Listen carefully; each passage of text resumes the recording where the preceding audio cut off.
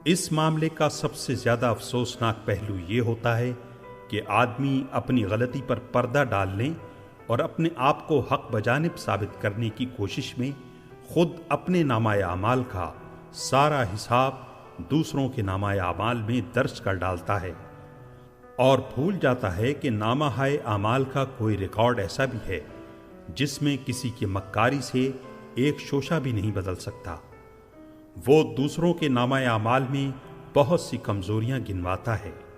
جن میں وہ خود مبتلا ہوتا ہے۔ وہ جماعت کے کردار میں بہت سی ان خرابیوں کی نشاندہی کرتا ہے جن کے پیدا کرنے میں اس کا اپنا حصہ دوسروں سے کم نہیں،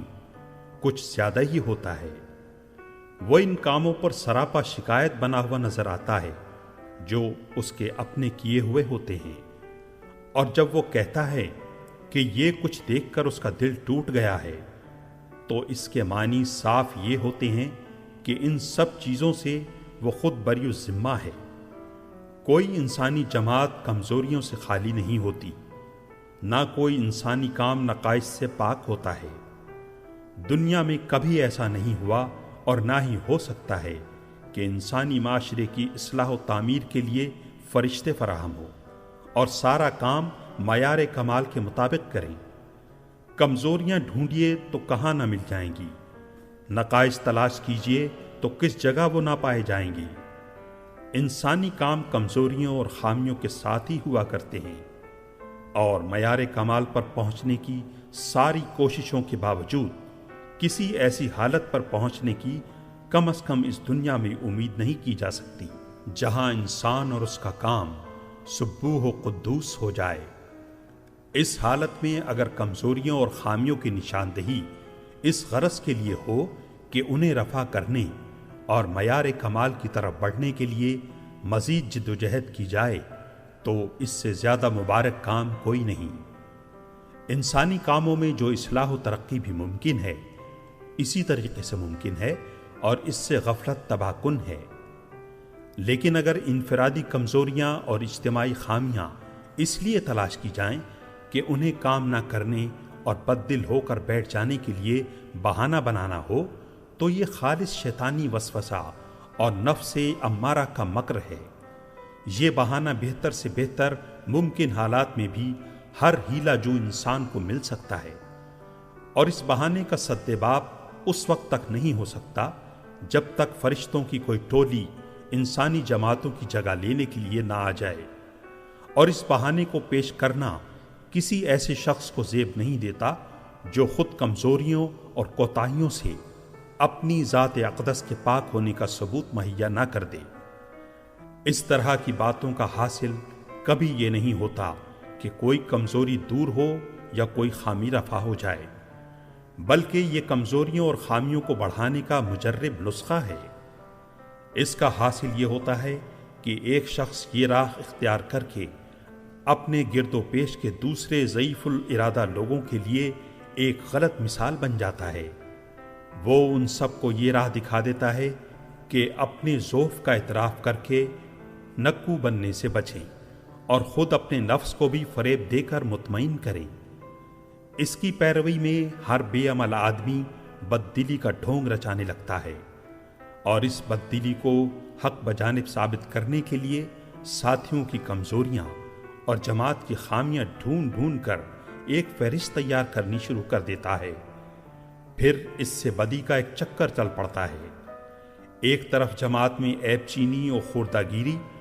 اور الزام و جواب الزام کی ایک وبا پھوٹ پڑتی ہے جو اس کے اخلاقی مزاج کا ستیہ ناش کر دیتی ہے۔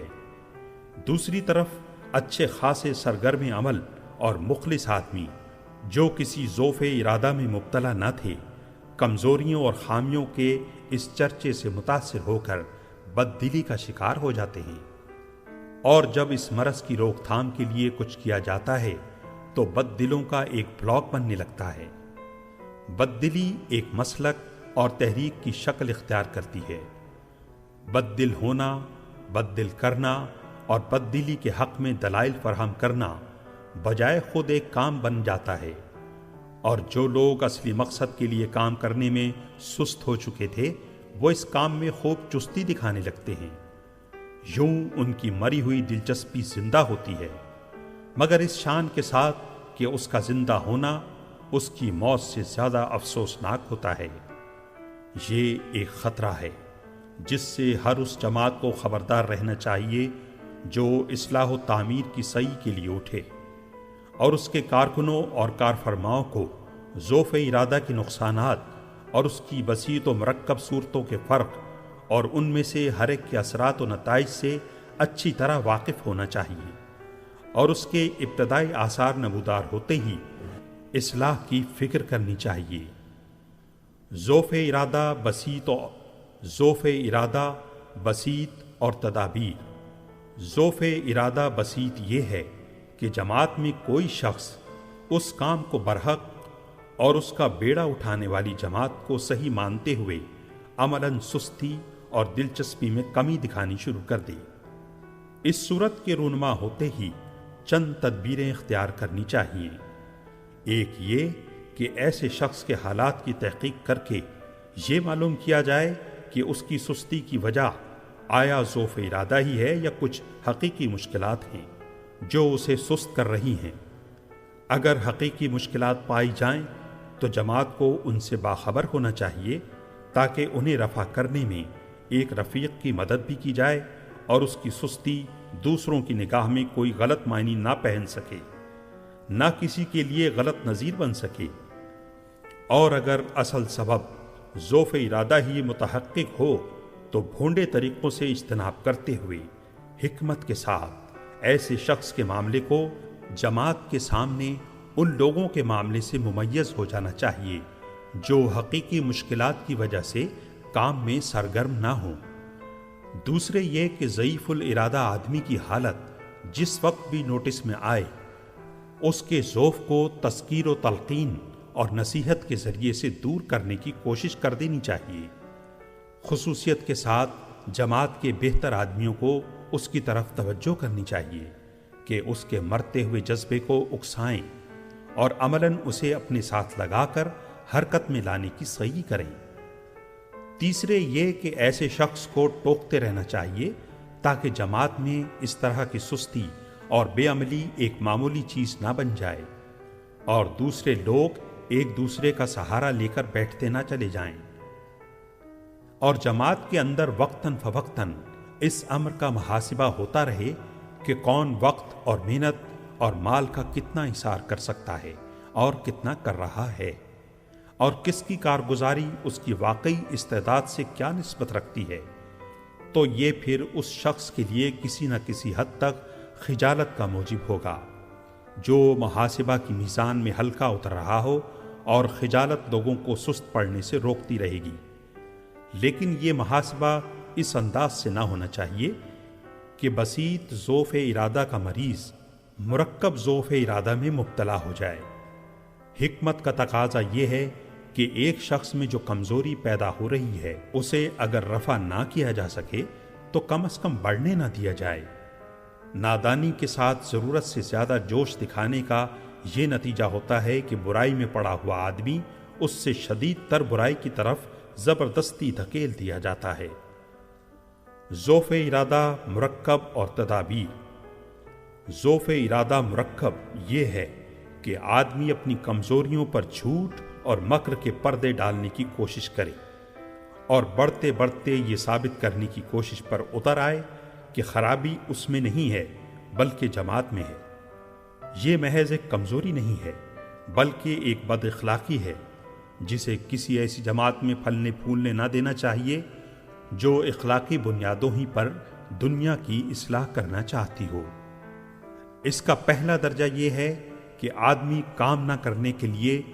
جھوٹے عذرات اور بے بنیاد بہانے پیش کرے۔ اس چیز سے چشم پوشی کرنا خود اس شخص سے بھی بے وفائی ہے جس میں یہ اخلاقی عیب ابھرتا آ رہا ہو، اور اس جماعت سے بھی بے وفائی ہے جس کے ساتھ بہت سے لوگوں نے ایک مقصد عظیم کی خاطر جان و مال کی بازی لگائی ہو۔ ایسی جماعت میں شریک ہونے والے ہر شخص کے اندر کم از کم اتنی اخلاقی جرت اور ضمیر کی زندگی ہونا چاہیے کہ اگر اپنے جذبے کی کمزوری کے باعث وہ کام نہ کرے تو صاف صاف اپنی کمزوری کا اعتراف کرے۔ اعتراف قصور کے ساتھ ایک شخص کا عمر بھر اس کمزوری میں مبتلا رہنا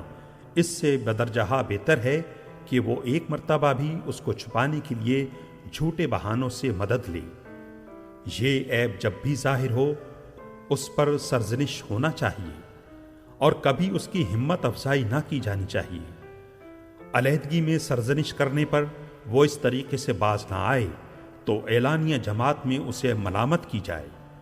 اور ان عذرات کی حقیقت کھول دی جائے جنہیں وہ اپنے لیے حجت بنا رہا ہو۔ اس میں تساہل برتنے کے معنی یہ ہیں کہ جماعت کے اندر ان خرابیوں کا دروازہ کھول دیا جائے جن کی تفصیل ہم ابھی بیان کر کے آئے ہیں۔ اس کا دوسرا درجہ یہ ہے کہ ایک کوتاہ عمل اور سست کار آدمی اپنی اس حالت کے لیے جماعت کے افراد کی کمزوریوں اور جماعت کے کام اور نظام کی خامیوں کو ذمہ دار ٹھہرائے اور انہیں اپنی بددلی کا سبب قرار دے۔ یہ در حقیقت خطرے کی سرخ جھنڈی ہے جو اس بات کا پتہ دیتی ہے کہ اب یہ شخص فتنہ پردازی کی طرف مائل ہو رہا ہے۔ اس موقع پر اس سے بددلی کے اسباب کی تفصیل پوچھنا غلط ہے۔ یہ سوال اس سے کرنے کے معنی یہ ہیں کہ اسے اس فتنہ کے راستے پر چلا دیا جائے جس کے سرے پر ابھی وہ پہنچا ہے۔ یہاں اسے عیب چینی کا اذن عام دینے کی بجائے اس کے دوستوں کو اسے خدا سے ڈرانا چاہیے اور اس کو شرم دلانا چاہیے کہ خود ایک ناقص کارنامہ اور خام کردار لے کر وہ کس منہ سے دوسروں پر تنقید کی جسارت کر رہا ہے۔ محنت کرنے والے، خدمت میں سرگرمی دکھانے والے، وقت اور مال کا ایثار دکھانے والے اگر تیری کوتاہی عمل کو اپنے لیے بددلی کا موجب ٹھہرائیں تو حق بجانب ہوں گے، مگر تو کہاں بددلی کا روپ دھارنے چلا ہے، جبکہ بددل کرنے والی خرابیوں کو پیدا کرنے میں تیرا اپنا حصہ دوسروں سے بڑھ کر ہی ہے، اور کام خراب کرنے میں تیرا اپنا عمل دوسروں کے لیے نذیر بن رہا ہے۔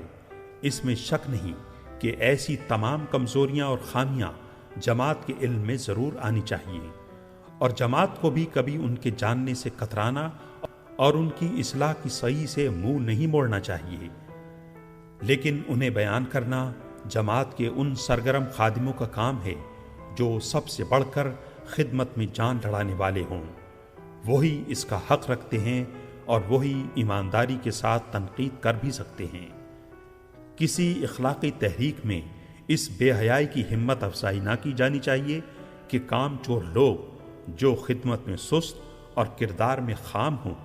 وہ لمبی زبان لے کر جماعت کی خامیاں اور کمزوریاں بیان کرنے لگیں۔ ایسی تحریک میں ان کا صحیح مقام شرمندگی اور ندامت اور اعتراف قصور کا ہے، ناقد اور مصلح کا نہیں ہے۔ اس مقام پر اگر وہ خود آ کر کھڑے ہوں تو یہ سخت اخلاقی بیماری کی علامت ہے، اور اگر جماعت میں ان کے لیے یہ مقام تسلیم کیا جائے تو اس کے معنی یہ ہیں کہ جماعت پر اخلاقی دیوالیہ پن مسلط ہو رہا ہے۔ اس سلسلے میں یہ اصولی بات ذہن نشین رہنی چاہیے کہ ایک محرک اور متحرک جماعت کے لیے اس کے تندرست اعضاء کے احساسات کچھ اور معنی رکھتے ہیں اور بیمار اعضاء کے احساسات کچھ اور معنی۔ اس کے تندرست اعضاء وہ ہیں جو اپنے کام کی دھن میں لگے ہوئے ہوں، اپنا تن من دھن سب کچھ انہوں نے اس کام میں لگا دیا ہو، اور جن کا نامہ اعمال یہ بتا رہا ہو کہ وہ اپنی حد استطاعت تک خدمت میں کوئی کوتاہی نہیں کر رہے ہیں۔ بیمار اعضاء وہ ہیں جنہوں نے کبھی اپنی حد وسع کے مطابق خدمت کا حق ادا نہ کیا ہو، یا جو کچھ عرصے تک سرگرم رہنے کے بعد ٹھنڈے پڑ چکے ہوں، اور جن کا نامہ اعمال ان کی کوتاہیوں کا صریح ثبوت دے رہا ہو۔ ان دونوں کے احساسات میں وہی فرق ہے جو تندرست آنکھ اور بیمار آنکھ کی بینائی میں ہوتا ہے۔ جماعت اپنی کمزوریوں اور خامیوں کا اگر صحیح اندازہ کر سکتی ہے تو صرف اپنے تندرست اعضاء ہی کے احساسات کے واسطے سے ہی کر سکتی ہے۔ وہ اعضاء جو کام نہ کر رہے ہوں اور کام چھوڑنے کے لیے اپنی بددلی کا خود اظہار کر رہے ہوں، کبھی اس کا قابل اعتماد واسطہ نہیں بن سکتے۔ ان کے احساسات اگر 100% نہیں تو 80 یا 90% گمراہ کن ہوں گے۔ اور جو جماعت خودکشی نہ کرنا چاہتی ہو وہ ہرگز ان کے دیے ہوئے احساسات پر اپنے نتائج کی بنا نہیں رکھ سکتی۔ یہ خیال کرنا کہ کمزوریاں اور خامیاں جو بھی سامنے لا کر رکھ دے، بس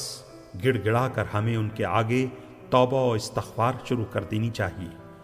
اور پھر انہی پر اپنے اندازوں کی بنا رکھ کے یہ فیصلہ بھی کر ڈالنا چاہیے کہ ہم کیا کچھ کرنے کے قابل ہیں اور کیا کچھ کرنے کے قابل نہیں ہیں۔ نیکی تو ہو مگر عقل مندوں کی نہیں، سادہ لوح اور مغفل لوگوں کی نیکی ہے، اور دنیا میں اس طرح کے نیک لوگوں نے نہ پہلے کچھ بنایا ہے اور نہ اب کچھ بنا سکتے ہیں۔ اپنے کمال کے زوم میں مبتلا ہو جانا جتنی بڑی نادانی ہے، یہ بھی اس سے کچھ کم نادانی نہیں کہ اپنے نقائص اور اپنی قوت کار کا اندازہ ہر کس و ناقص کے بیان پر کر ڈالا جائے، اور یہ نہ دیکھا جائے کہ بیان کرنے والا کس حد تک صحیح صورتحال سمجھنے اور بیان کرنے کا اہل ہے۔ ایک اور بات جو اس مقام پر خوب سمجھ لینے کی ہے وہ یہ ہے کہ ایک مقصد کے لیے کام کرنے والی جماعت کو اپنے سامنے اخلاق اور صلاحیت کار کے 2 معیار رکھنے ہوتے ہیں۔ ایک معیار مطلوب یعنی وہ انتہائی بلند معیار جس تک پہنچنے کی مسلسل جد و جہد جاری رہنی چاہیے۔ دوسرا کم سے کم قابل عمل ہونے کا معیار جس کو لے کر کام چلایا جا سکتا ہو اور جس سے نیچے گر جانا قابل برداشت نہ ہو۔ ان دونوں قسموں کے معیاروں کے معاملے میں مختلف ذہنوں کے لوگ مختلف طرز اختیار کرتے ہیں۔ ایک ذہن اصل مقصد کے لیے کام کرنے کو چندہ اہمیت نہیں دیتا، کام بنے یا بگڑے یا بالکل ختم ہو جائے، یہ اس کے لیے کوئی زندگی اور موت کا مسئلہ نہیں ہوتا۔ وہ اس کام کو چھوڑ کر بھی مزے سے جی سکتا ہے اور کام میں شریک رہ کر بھی اس طرح شرکت کر سکتا ہے کہ اس کے مال اور قوتوں کو جھونک نہ لگنے پائے۔ یہ ذہن بسا اوقات فکر و نظر کی عیاشی کے طور پر اور کبھی اپنے فرار کے لیے پرفریب معذرت کے طور پر اخلاق کے آسمانوں پر اڑتا ہے اور معیار مطلوب سے کم پر کسی طرح مطمئن نہیں ہوتا۔ اس سے کم جو بھی کچھ نظر آتا ہے اس پر وہ بڑی بے چینی اور بددلی کا اظہار کرتا ہے، مگر یہ بے چینی کام کے لیے نہیں بلکہ کام سے فرار کے لیے ہوتی ہے، خواہ یہ فراری ذہنیت شعوری ہو یا غیر شعوری۔ دوسرا ذہن اگرچہ مقصد اور اس کے لیے کام کرنے کو بڑی اہمیت بلکہ پوری اہمیت دیتا ہے، مگر تخیل پرستی میں مبتلا ہونے کی وجہ سے معیار مطلوب اور کم از کم قابل عمل ہونے کے معیار کا فرق ٹھیک ٹھیک ملحوظ نہیں رکھتا۔ یہ خود بھی بار بار الجھن میں پڑتا ہے اور پہلے قسم کی ذہن کی چھوت بڑی آسانی سے اس کو لگ جاتی ہے۔ اس طرح وہ اپنے آپ کو بھی پریشان کرتا ہے اور کام کرنے والوں کے لیے اچھی خاصی پریشانیوں کا موجب بن جاتا ہے۔ تیسرا ذہن وہ ہوتا ہے جسے مقصد کے لیے کام کرنا اور کام چلانا ہوتا ہے، اور جسے اس کام کے بناؤ اور بگاڑ کی پوری ذمہ داری اپنے اوپر ہونے کا احساس ہوتا ہے۔ اسے اس کا مقام خود ہی اس بات پر مجبور کرتا ہے کہ ہر وقت دونوں قسموں کے معیاروں کا ٹھیک ٹھیک فرق ملحوظ رکھتے ہوئے کام کرے اور یہ دیکھتا رہے کہ مقصد کی طرف پیش قدمی کی رفتار کسی معقول اور وزنی سبب کے بغیر متاثر نہ ہونے پائے۔ وہ معیار مطلوب کو کبھی فراموش نہیں کرتا، اس تک پہنچنے کی فکر سے کبھی غافل نہیں ہوتا، اس سے گری ہوئی ہر چیز پر سخت تشویش محسوس کرتا ہے، مگر کم سے کم قابل عمل معیار سے کام چلاتا رہتا ہے، اور اس معیار سے گر جانے والے لوگوں کی وجہ سے اپنی اسکیم بدلنے کی بجائے انہیں ہٹا کر پھینک دینا زیادہ پسند کرتا ہے۔ اس کے لیے اپنی طاقت کا صحیح اندازہ لگانا اور اس کے مطابق کام کے پھیلاؤ اور اس کی رفتار میں کمی بیشی کرنا تو بے شک ضروری ہے۔ اس میں وہ غلطی کر جائے تو اپنے مقصد کو نقصان پہنچا دے، لیکن سخت نادان ہوگا وہ شخص جو اس چیز کا اندازہ لگانے میں پہلی اور دوسری قسم کے ذہنوں سے رہنمائی حاصل کرے۔ اس کے لیے اگر مددگار ہو سکتے ہیں تو تیسری قسم کے ذہن ہی ہو سکتے ہیں، اور ان کی معرفت اسے حاصل ہونا چاہیے۔ خلاصہ کلام، قربانی نفس اور حب الہی۔ یہ راہ خدا پرستی تو سب سے پہلے جذبات نفس ہی کی قربانی کا مطالبہ کرتی ہے۔ وہ کہتی ہے کہ دوسری چیزوں کی قربانیوں کا موقع بعد میں آتا رہے گا، سب سے پہلے اس شے کو لا کر بھیٹ چڑھاؤ۔ تمہیں نہ صرف جانیں کھپانی اور اپنی دولتیں نثار کرنی ہیں، بلکہ برائیوں کو بھلائیوں سے دور کرنا ہے، گالیاں سن کر دعائیں دینا ہے، دشمن دلوں کو اخلاص و دولت سے مسخر کرنا ہے، اللہ اور اس کے بندوں کے حقوق کو بہرحال ادا کرنا ہے، معاملات میں بے لاگ حق پرستی کی راہ پر چلنا ہے، اور بتقاضۂ حق اپنے اعزاء کے خلاف، اپنے ماں باپ کے خلاف، حتیٰ کہ خود اپنے خلاف کھڑا ہونا ہے۔ زندگی کے آخری لمحوں تک دین حق کی اطاعت و اقامت کی ہمہ وقتی سرگرمیوں میں مصروف رہنا ہے، اور پھر یہ کہ سب کچھ بغیر کسی دنیاوی مفاد کی ہوس کے کرنا ہے۔ شہرت کی تمناؤں سے، دولت اور اقتدار کی امیدوں اور خواہشوں سے، تحسین و آفرین کی آرزوؤں سے، قائدانہ مقبولیت کی امنگوں سے، غرض ہر اس شے سے دل و دماغ کو پاک رکھ کر کرنا ہے جو کہ نفس انسانی کو مرغوب ہو سکتی ہے۔ غور فرمائیے، جس وقت انسان جرم خدا پرستی کی بنا پر مشکلات اور مصائب کے نرغے میں ہوگا، اس وقت اس کے بیٹھتے ہوئے قلب کو سہارا کہاں سے نصیب ہوگا؟ یہ سرچشمہ قوت صرف ذات الہی کی محبت ہے۔ کسی حقیقت کا مجرد علم و اعتراف مشکلات سے شکست کھا سکتا ہے اور روزانہ کھاتا ہی رہتا ہے، مگر محبت نے کبھی یہ ننگ گوارا نہیں کیا ہے۔ اس لیے مومن کا ایمان ہی اگر علم و اعتراف کی حدوں سے آگے نہیں بڑھا ہے تو مشکلات کے موقع پر یا تو اس کا نفس کسی مرغوب شے کی رشوت کا طالب ہوگا، یا اس رشوت کے نہ ملنے کی صورت میں وہ مصلحتیں تراش کر فرار کی راہیں ڈھونڈے گا۔ اس سے ہرگز یہ توقع نہیں کی جا سکتی کہ وہ اپنے سابق فیصلے اور ایمان کے تقاضوں پر جمع رہے گا، اور ہر حال میں اپنی منزل مقصود کی سمت پیش قدمی کرتا رہے گا۔ لیکن اگر یہ علم و اعتراف محبت کا رنگ اختیار کر چکا ہے تو نہ وہ رشوت چاہے گا، نہ مصلحت ڈھونڈے گا، نہ شکست تسلیم کرے گا۔ اگر کوئی دنیاوی لالچ اس کی تسکین باطل کا سامان نہیں فراہم کرتا تو نہ صحیح، اس نے کب اس کے آسرے اس سعی و جہد کا آغاز کیا ہے؟ وہ تو یہ مساعی اس لیے انجام دے رہا ہے